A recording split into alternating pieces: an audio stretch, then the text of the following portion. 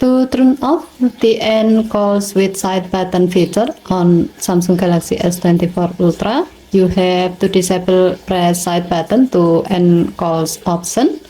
To do so, open phone app, tap more icon or three vertical dot icon at the top right, and then select setting, tap answering and ending calls, and then tap the green on off switch next to press side button to end calls until the switch turns grey to turn it off.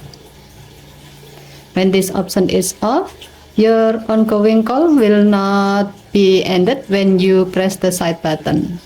Given to how this feature works, you can turn this feature off if you often end the call because you accidentally press the side button. As we all know, the side button is located near the volume button.